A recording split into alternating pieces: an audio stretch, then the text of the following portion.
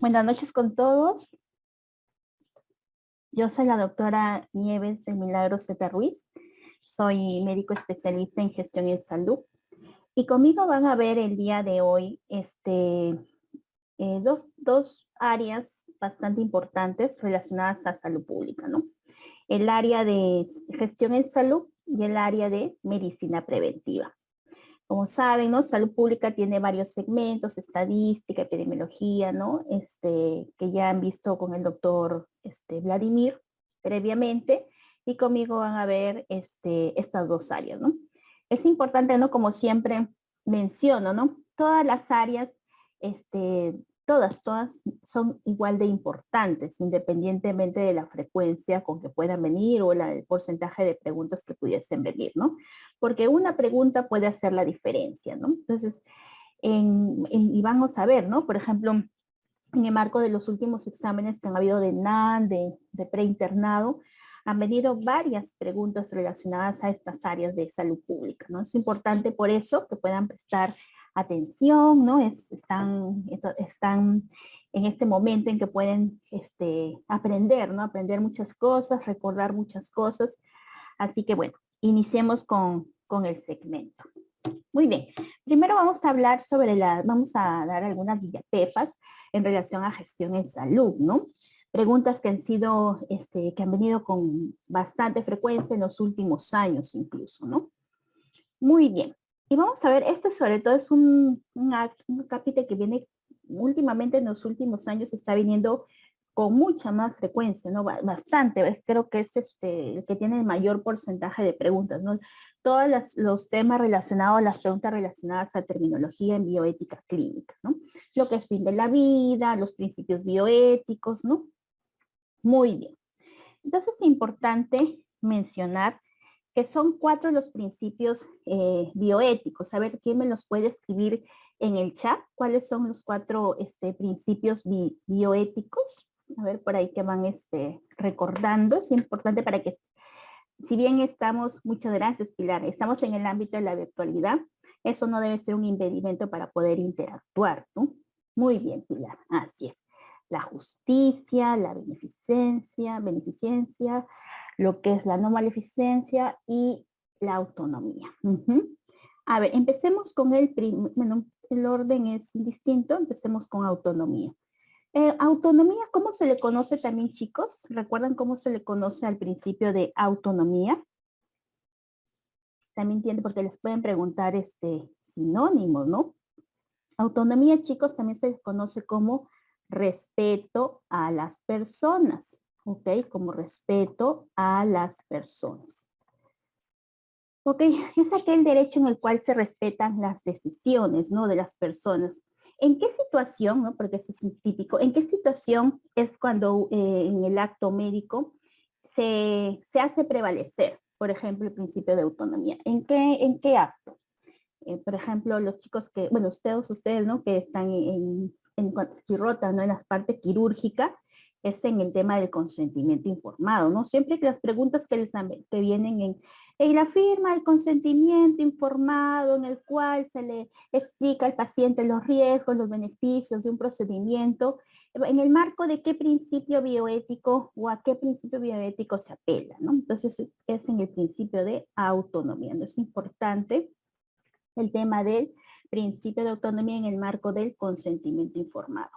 Y a propósito del consentimiento informado, ¿en qué situaciones hay una ley, por si acaso, que indica 6 circunstancias en las cuales el consentimiento informado se suscribe o se firma de forma obligatoria? ¿Recordarán de repente en cuáles de esas situaciones? A ver, por la típica, a ver, ¿en qué situación específicamente ustedes que están en el ámbito clínico, en los hospitales, ¿no? Por ejemplo, ¿en qué circunstancias es que de forma obligatoria al paciente o al familiar se le hace firmar el consentimiento informado? Una va a ser en el caso de cirugías, ¿ok? En el caso de cirugías, ¿no? Por ejemplo, en el caso de una apendicectomía, ¿no? Alguna cirugía. En el caso también de anticoncepción quirúrgica, ¿no? Todo lo que es cirugía, ¿no? La anticoncepción quirúrgica. Ahí también se suscribe el consentimiento informado.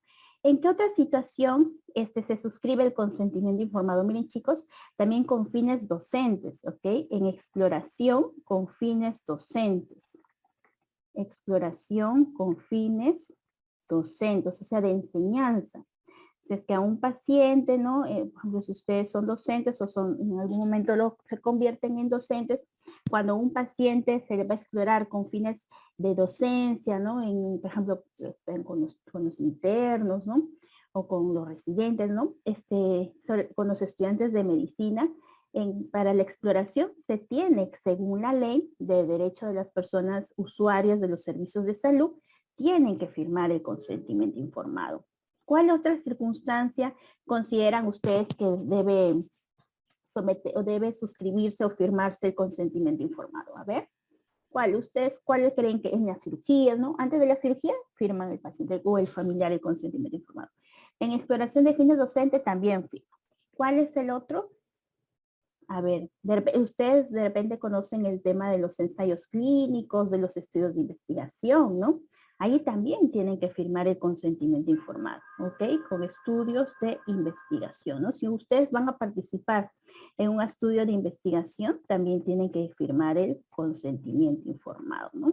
El estudio de investigación. Y vino una pregunta, ¿no? El año pasado, no sé si ya la habrán revisado, en donde decían que ustedes eran un estudiante, ¿no? Y había hecho un estudio ya en un estudio de investigación en 2 poblaciones que habían administrado 2 tipos de tratamiento. Sin embargo, no les había hecho suscribir el consentimiento informado y decía, ¿qué pasó? ¿No? ¿Qué está ahí? Por ejemplo, está vulnerando la ley. Pero ellos además decían que qué pauta ética internacional había vulnerado, ¿no? Y aquí había vulnerado, ¿no? Esto es en el marco de la declaración de Helsinki, ¿no? Eso fue una pregunta, por ejemplo, el año pasado, ¿no? La declaración de Helsinki, que exige, ¿no? Que da las pautas, ¿no? De cómo se deben ser las investigaciones en seres humanos y debe, obviamente, suscribirse, debe hacerse con el consentimiento, el conocimiento de las personas, ¿ok? Otra de las pautas, chicos, es el tema de la aplicación, que la verdad se parece bastante a la tercera, pero bueno, en la ley lo diferenciaron, ¿no? Que es el tema de la aplicación de productos de investigación. Que por eso les digo, se parece mucho al de acá, ¿no? Cuando la aplicación de productos de investigación, ¿no? Por ejemplo, si está una droga en investigación, ahí se administra. Yo creo que esto más está relacionado al primero, el de estudios de investigación como para estudios experimentales, quizás por eso lo han puesto así, y el de acá más para el tema de ensayos clínicos, ¿no? Creo que yo asumo que por eso han hecho esa diferenciación. Pero en el marco de una investigación, por si acaso, ahí también se hace la firma y consentimiento informado y se apela al principio de autonomía, ¿no? Esas son las típicas preguntas, chicos, que les vienen, ¿ok? Miren cuál es la otra pauta en el cual les hacen suscribir el consentimiento informado. Por ejemplo, cuando son cuidados paliativos, ¿ok? Cuidados paliativos, ¿no? Por ejemplo, son pacientes con enfermedades terminales, ¿no? Y bueno, les dan cuidados paliativos, manejo del dolor, también se les hace suscribir el consentimiento informado. Y el último, chicos, ¿saben cuándo se hace firmar? También cuando el paciente se niega a recibir un tratamiento, ¿ok? Cuando se niega, negación a recibir o continuar con un tratamiento, ¿ok? Ahí también se hace suscribir el consentimiento informado. ¿Ok? Entonces ese es el primer principio, ¿no? El principio de autonomía o también se le conoce como respeto a las personas. Por si acaso, porque han venido algunas veces con esa alternativa.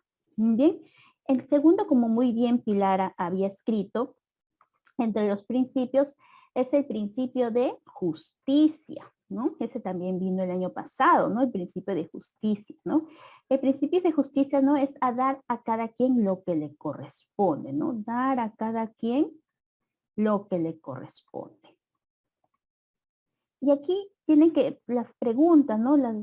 que le corresponden, ¿no? Las preguntas que le pudiesen venir a ustedes en relación al principio de justicia son, por ejemplo, relacionados al tema de la inequidad, ¿no? Dicen, se está realizando este programa para reducir la inequidad, reducir la desigualdad, ¿no? Ahí estamos hablando de qué principio se está apelando al principio de justicia.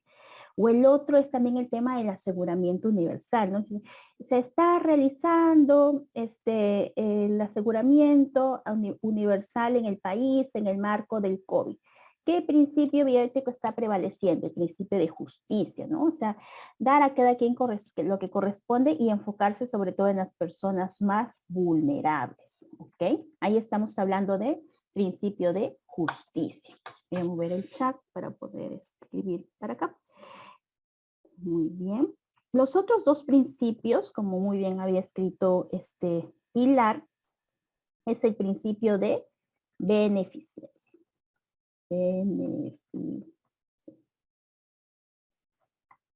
Este principio lo que hace, hace alusión, o las preguntas que le pueden venir, son aquellos principios en el cual hay una acción positiva, ¿ok? Se realiza una acción positiva. Por ejemplo, la atención, ¿no? La atención a los pacientes, ¿no? El rescatar a una persona, por ejemplo, en el caso de los, dice, no, en una emergencia, en un incendio, un accidente de tránsito, ¿no? El rescatar a una persona, ¿no? Ahí se está apelando al principio de beneficencia. La atención, ¿no? A los pacientes.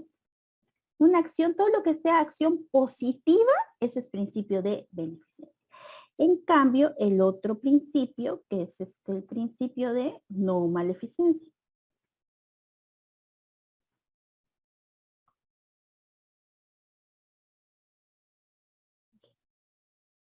No maleficencia. Aquí, más bien, chicos, lo que se tiene que hacer es evitar una acción negativa, ¿ok? Evitar una acción negativa, o sea, evitar hacer daño, ¿no? Evitar una acción negativa, evitar hacer daño, ¿ok? Aquí se debe buscar evitar hacer daño. Por ejemplo, ¿no? El típico, ¿no? La pregunta que vino hace un par de años, ¿no? De que de repente llega alguna persona en mal estado, como porque tuvo un intento de suicidio y es un personaje de la farándula. Imagínense, ustedes están en la guardia, llega alguien de la farándula y ven que ha tenido un intento de suicidio. ¿Y ustedes qué hacen? Toman una foto y lo publican en las redes. Entonces aquí, ¿qué principio se está vulnerando? Se está vulnerando este principio de no maleficencia. No maleficencia, ¿por qué? Porque tú sabes que al hacer esa acción negativa, esa acción mala, vas a dañar a la persona. Y no solamente, chicos, es evitar hacer daño físico, ¿no? También daño mental, ¿no? Dañar la reputación de las personas, ¿no? O también cuando uno roba en el tema de investigación, ¿no? Robar una idea, ¿no? También el tema de la propiedad intelectual, ¿no? Una patente, algo, ¿no? Propiedad intelectual, ¿no? Ahí, por ejemplo, todas las acciones negativas, ¿no? Que uno a veces se le puede, el diablito por ahí te puede hablar, ¿no? Para que hagas alguna acción negativa, pero tú obviamente dices, no, a razón del principio de no maleficencia, yo tengo que evitar lo que me dice el diablito que hago, yo no lo voy a hacer, ¿ok? No lo voy a hacer. Entonces ahí está prevaleciendo. Y la máxima que tiene que ver, que eso también vino en la pregunta, el postulado, ¿no? Es el de primum non nocere, ¿no? Primero, no hacer daño. Primum non nocere, ¿ok?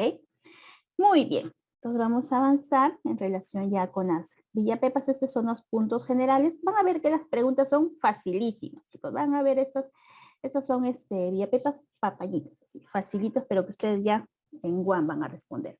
A ver, ya aquí, por ejemplo, Pilar me había respondido, ¿no? Los principios bioéticos son, y ustedes tienen que acordarse, chicos, por favor, en su cabecita, la justicia, la autonomía, que también se le conoce como respeto a las personas, ¿ok? Respeto a las personas, ¿ok? La beneficencia y la no maleficencia.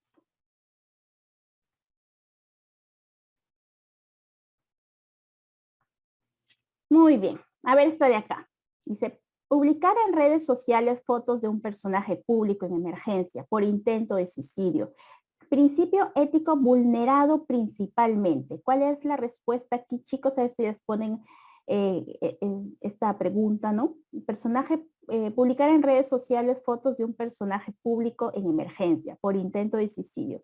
Principio ético vulnerado principalmente. ¿Qué principio ustedes? A ver, ese está fácil, chicos. A ver.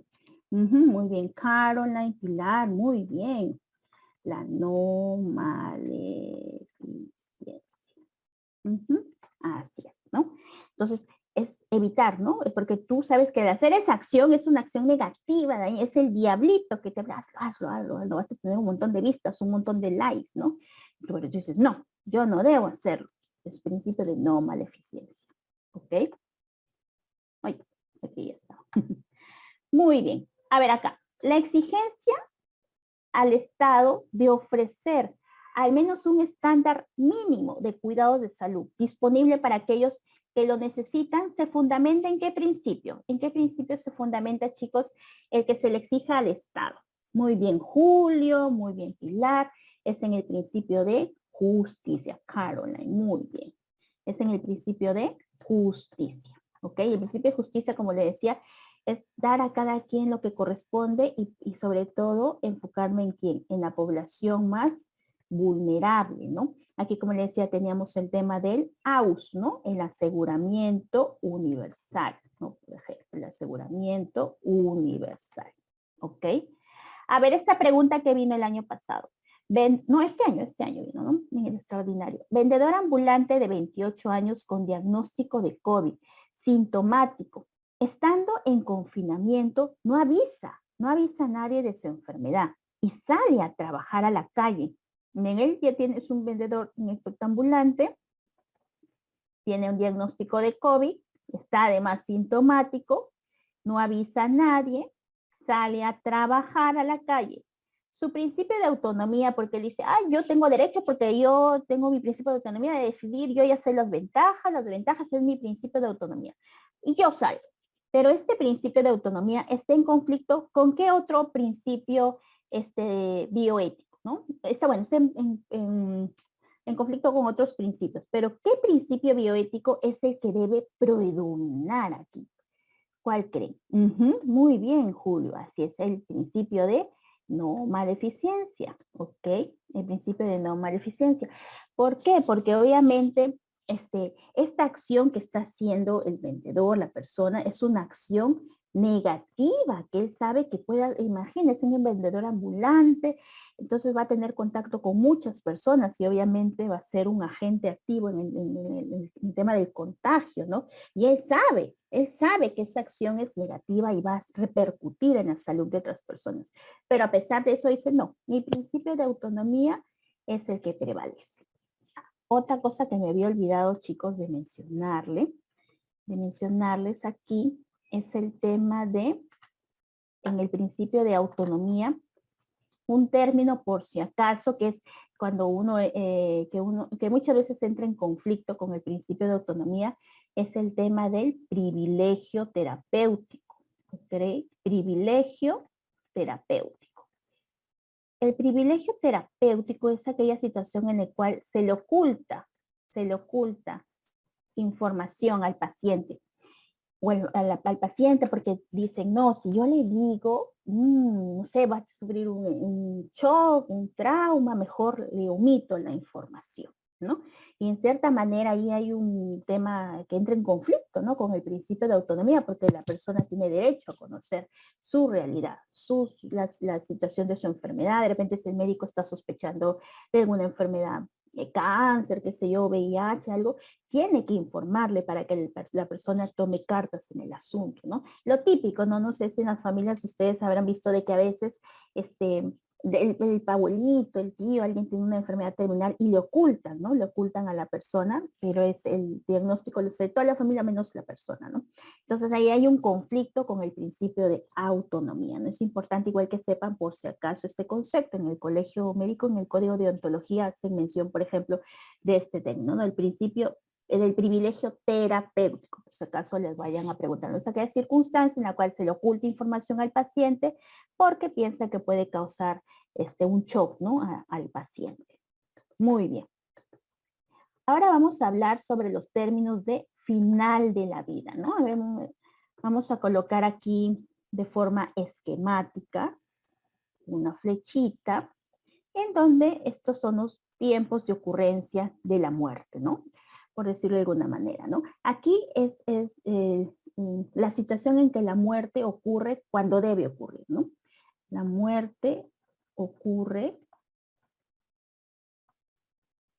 cuando debe ocurrir, ¿no? Y aquí estamos hablando de la ortotanasia, ¿ok? Ortotanasia. En cambio, cuando se prolonga, o sea, los pacientes ya tienen un diagnóstico y un pronóstico que inevitable, la muerte es inevitable, pero lo que uno hace es prolongar, ¿no? Prolongar la muerte, prolongar la muerte y el sufrimiento, ¿no? Y el sufrimiento de la persona, ¿no? Y es importante, como les digo, mencionar aquí que la muerte es inevitable, ¿no? El típico caso de unas preguntas, ¿no? Lo que le ha venido los papitos que tienen un pequeño con parálisis cerebral, que está postrado, que no tiene nada, o sea, que ya tiene, qué sé yo, convulsiones a repetición y los papás a pesar de eso piden que le hagan un RCP avanzado y ahí dicen, ¿no? ¿Qué situación es esta? Esta es la situación de distanasia. En distanasia, chicos, es importante, a ustedes les viene bastante esta parte de distanasia, distanasia es lo que más viene, ¿no? Los sinónimos de distanasia, porque en las preguntas no les ponen, distanasia creo que nunca les han puesto, ¿saben cuáles le ponen sus sinónimos? A ver, escríbanme en el chat cuáles son los sinónimos de distanasia. A ver, yo voy escribiendo aquí uno, obstinación terapéutica. Obstinación terapéutica. Muy bien, Pilar. Ensañamiento, muy bien, Caroline. Ensañamiento terapéutico, ¿no? El ensañamiento terapéutico. Muy bien, Caroline. Encarnizamiento terapéutico. El encarnizamiento terapéutico. Como digo, las preguntas, los que han venido, chicos, son los sinónimos, ¿ya? Distanasia creo que no he visto que haya venido en las alternativas. Entonces es importante, ¿no? Esta situación en la cual se prolonga, ¿no? La muerte de la persona que es inevitable, el sufrimiento, a esa situación se llama distanasia, ¿no? Y como saben, dis viene de mal, ¿no? Etimológicamente mal, y bueno, tanos que es morir, ¿no? Por eso es mal morir, ¿no? Es lo que significa. Muy bien. En la ortotanasia, ¿no? Que es por ejemplo, pacientes terminales, en donde, bueno, ya la muerte, bueno, es inevitable, ¿no? Y la familia decide llevarlo a la casa. De igual manera, se les dan sus cuidados paliativos, ¿no? Cuidados paliativos, por si acaso les van a preguntar, ¿no? Los cuidados paliativos, ¿no? Que es el manejo del dolor, por ejemplo. Muy bien. Ahora, cuando la muerte ocurre antes de, ¿no? Antes de, aquí estamos hablando de otra figura, que es el término de eutanasia. ¿Ok? Eutanasia. ¿Ok? Miren, en la ortotanasia, ¿cuál es la diferencia? La ortotanasia te ayuda en el morir, ¿no? Te ayuda en el morir. Te ayuda en el morir. En cambio, en la eutanasia te ayuda a morir, ¿ok? Te ayuda a morir, ¿no? Es importante esa diferenciación, que aquí es te ayuda a morir. Y en la eutanasia tienen que ocurrir dos circunstancias, chicos, por si acaso lo ven a preguntar. Las circunstancias que tiene que haber una intención compasiva, ¿ok? Una intención compasiva, ¿no? No es que, yo creo que se muere, no. oh, pobrecito, ¿no? Que ella está sufriendo mucho, ¿no? Que sí, una intención compasiva y además es relacionado por un profesional sanitario, ¿no? Por un profesional de la salud. ¿Ok? Hay dos tipos, por si acaso, de eutanasia, porque ha venido también. La eutanasia activa, en donde la muerte ocurre por una acción, ¿no? Se aplica alguna droga, algún medicamento, que tú sabes que le va a producir la muerte. Y la pasiva, que ahí muere por omisión. No lo hidrato al paciente, no le doy nutrición parenteral y yo sé que al no hacer eso, el paciente va a morir. Entonces ahí estoy hablando de una eutanasia pasiva, ¿ok? Entonces es importante. Hay que diferenciar los chicos de eutanasia de este concepto de acá, por si acaso les vayan a poner ahí alguna trampita, del suicidio, ya no me acuerdo, suicidio, el suicidio asistido. ¿Ok? Y el suicidio asistido inclusive puede ser un suicidio médicamente asistido. El suicidio médicamente asistido. Que a diferencia de la eutanasia, aquí no lo realiza el profesional de la salud, ¿no? Sino lo realiza la misma persona. Por eso es un suicidio, ¿no? Pero ¿por qué es médicamente asistido? Porque el médico le provee, ¿no? Él le da la droga, le consigue, o le enseña, ¿no? Algunas estrategias alternativas que sabe que le pueden ocasionar la muerte, ¿no? Por eso es suicidio médicamente asistido, porque como que el médico, por decirlo así, coloquialmente lo asesora, ¿no? Cómo podría morir, ¿no? Por eso es un suicidio médicamente asistido. Pero como digo, ahí el profesional no administra la droga, ¿no? Es la misma persona, ¿no? Entonces es importante, chicos, que diferencien estos conceptos. El que más viene sobre todo es el de distanasia, que son facilitos, ¿no? Aquellas situaciones en las cuales les pongan que hay un sufrimiento, que hay alguien que ya tiene poca calidad de vida, que ya prácticamente tiene un pésimo pronóstico, pero a pesar de eso se prolonga la vida de esta persona. Ahí estoy hablando de distanasia.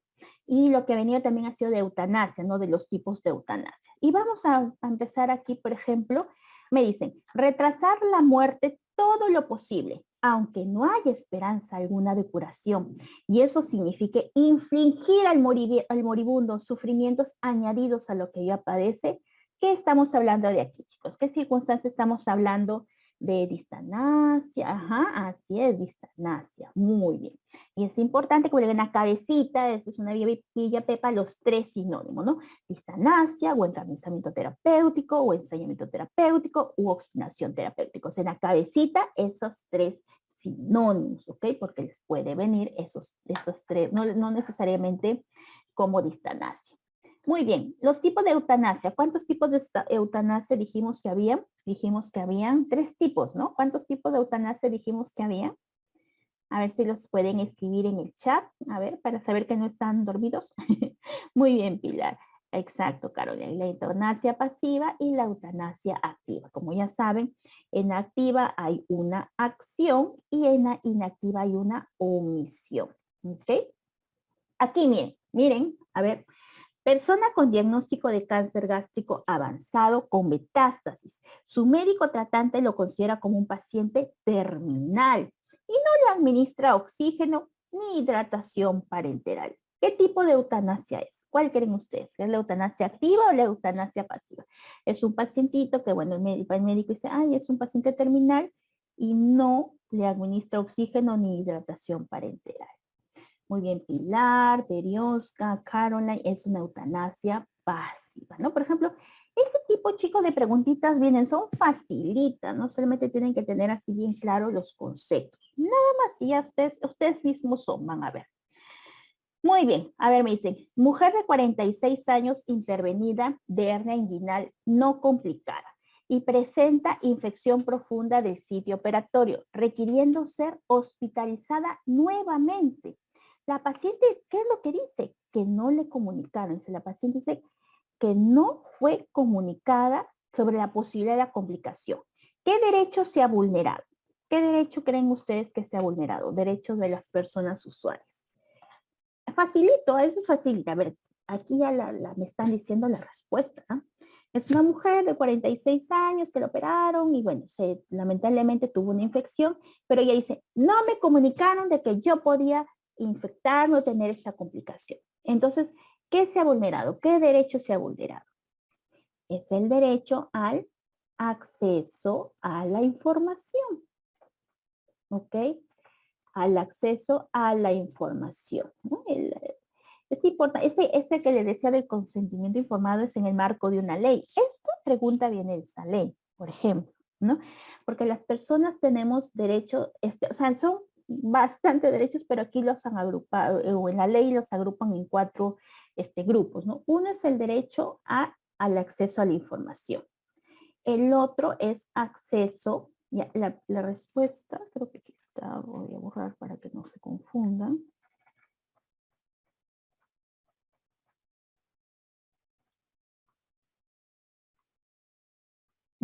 El derecho a la información, ¿no? Y la respuesta sí dice, ¿no? ¿Derecho qué? A ser informado, ¿no? Entonces es importante que en el marco de la ley, es la ley 29414, que es la ley de los derechos de las personas usuarias, lo agrupa en 4. Uno es derecho a la información.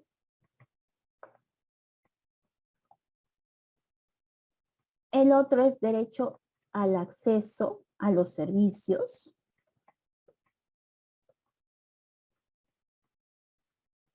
El otro derecho es a tener prestaciones de salud.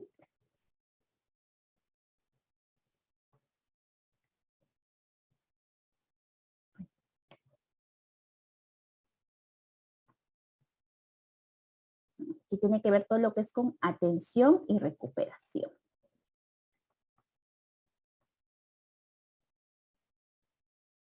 Y finalmente, el derecho al consentimiento informado.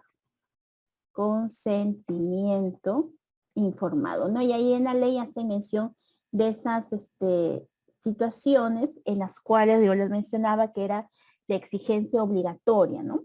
El consentimiento informado, ¿no? Cuando uno va a ser un sujeto de investigación, cuando uno lo van a operar para fines docentes, cuando uno cuando quiere negarse, pero hay también excepciones, ¿ah? Por si acaso, esto del tema del consentimiento informado. Que justo, a ver aquí, a propósito de eso, el consentimiento informado, ¿se basa en qué principio habíamos dicho el consentimiento? Eso es una pregunta. Allá, ¿en qué principio se basa el consentimiento informado? En el principio de ¿cuál? Ajá, autonomía. Eso, por ejemplo, fue una pregunta, ¿no? El principio de autonomía. Y como les decía, son 3 las excepciones. En la lámina anterior habíamos visto las situaciones en las cuales de forma obligatoria se tiene que firmar el consentimiento informado, pero también hay excepciones, ¿ok? Excepciones. La primera es en caso de emergencia, ¿no? Ya sabemos que emergencia es cuando estén en situación de riesgo la vida de una persona, ¿no? Y dice, no señor, no, yo no lo puedo operar, tiene que firmar su consentimiento. Y si no lo firma, piña, pues ya. O sea, no, en una emergencia ahí no media el tema del consentimiento informado. Y también, ¿no? Por ejemplo, nada que aquí usted es de salud y acá en el MINSA no lo puedo atender, o en el MINSA yo no lo puedo atender a los de salud, o sea, no.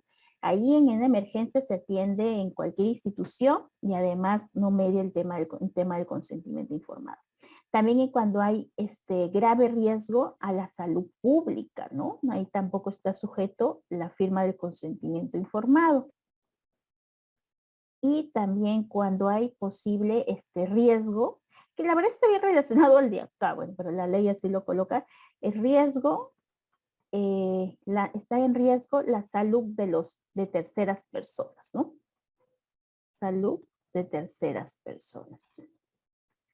Ahí también, estas 2 situaciones que como digo se parecen bastante, el de salud pública y el de riesgo de salud de las terceras personas, allí no debe mediar el tema del consentimiento informado, ¿ok? Muy bien, entonces ya saben, es facilito, ya chicos, es muy fácil las preguntas, solamente con esta clase, ya yo creo que pueden resolver cualquier pregunta de lo que son principios bioéticos y fin de la vida.